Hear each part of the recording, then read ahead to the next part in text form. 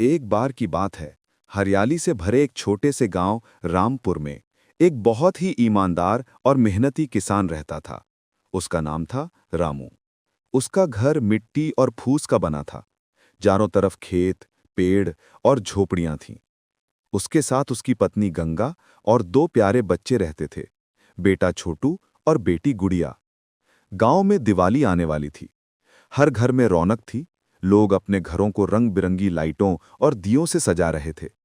बच्चे नए कपड़ों की बात कर रहे थे। मिठाइयों की खुशबू हर गली में फैली थी। लेकिन रामू का घर चुपचाप था।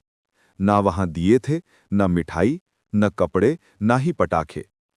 छोटू और गुड़िया दिन भर पड़ोसी बच्चों को देखते रहते, जो नए कपड़ों में चमक रहे थे और पटाखे फोड़ते हुए हंस रहे थे। रात को जब वे सोने लगे तो गुड़िया ने धीरे से पूछा, बापू, क्या इस बार हम भी पटाखे फोड़ेंगे? रामू ने मुस्कुराकर कहा, हाँ बिटिया, इस बार हमारे घर भी रोशनी होगी। पर उसके मन में गहरी पीड़ा थी। जेब में 1 रुपया तक नहीं था, मगर दिल में आशा थी कि शायद भगवान कोई रास्ता निकालेंगे। गंगा बोली, रामू, हम गरीब हैं, पर बच्चों की छोटी छोटी खुशियां तो पूरी कर सकते हो। हर साल तुम दूसरों की मदद करते हो, पर अपने घर की तरफ ध्यान नहीं देते। रामू ने चुपचाप सिर झुका लिया। गंगा, ईमानदारी मेरा धर्म है। अगर मैं छल कपट करूं तो अपने बच्चों की आंखों में कैसे देखूंगा? गंगा के आंसू टपक पड़े।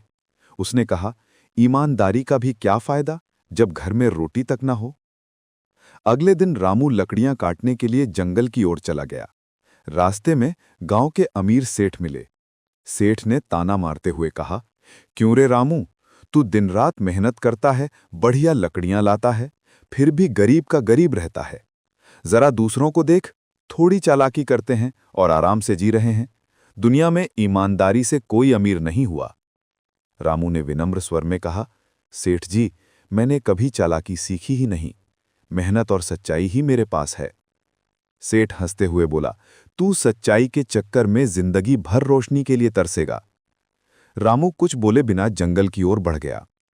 आगे रास्ते में उसे एक और लकड़हारा मिला, जो बोला, अरे रामू, तू क्यों इतना अंदर जा रहा है? यहां भी लकड़ियां मिल जाएंगी। रामू ने मुस्कुराकर कहा, जितनी मेहनत ज्यादा उतना फल मीठा। और वो जंगल के घने हिस्से की ओर चला गया।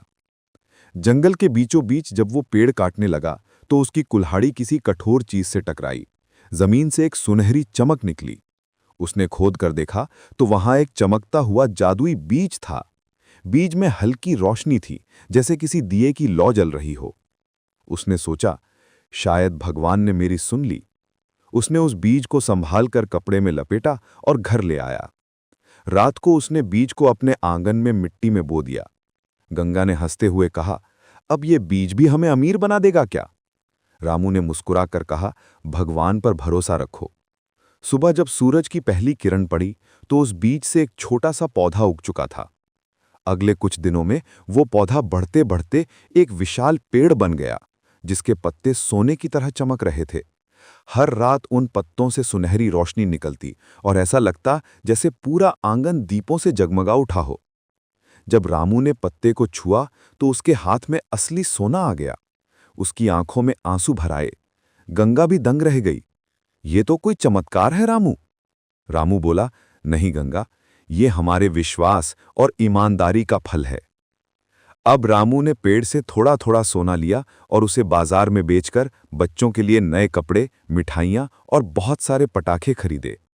दिवाली की सुबह जब छोटू और गुड़िया ने नए कपड़े पहने तो उनकी आंखों की चमक सूरज से भी ज्यादा थी। पूरा घर सजा, दिए जले, मिठाई बनी और बच्चे खुशी से झूम उठे। जब गांव वालों ने देखा कि रामू का घर रोशनी से जगमगा रहा है तो सब हैरान रह गए। सेठ खुद आया और बोला, रामू, तूने ये सब कैसे किया?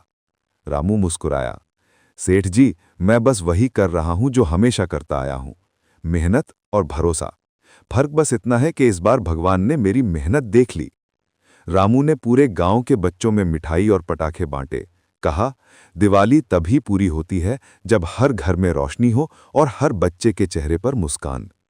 उस रात जब सारे गांव के लोग दिए जला रहे थे, आसमान में चमकते तारे जैसे कह रहे थे कि ईमानदारी और नेक दिल इंसान को कभी खाली हाथ नहीं रहना पड़ता। रामू ने आसमान की ओर देखा और मुस्कुरा दिया। गंगा ने धीरे से कहा, आज हमारे घर की दिवाली सच में रोशन हुई है। और उस वक्त छोटू और गुड़िया दोनों ने एक साथ कहा, बापू, आज हमारी सबसे प्यारी दिवाली है। धीरे धीरे वो जादुई पेड़ गांव का वरदान बन गया।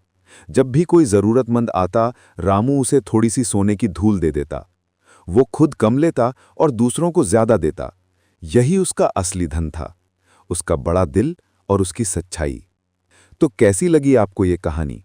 अगर इसने आपके दिल को छुआ हो तो हमारे चैनल को जरूर सब्सक्राइब कीजिएगा। मिलते हैं ऐसी ही एक नई दिल को छू लेने वाली कहानी में। तब तक के लिए नमस्कार, शुभ दीपावली और अलविदा।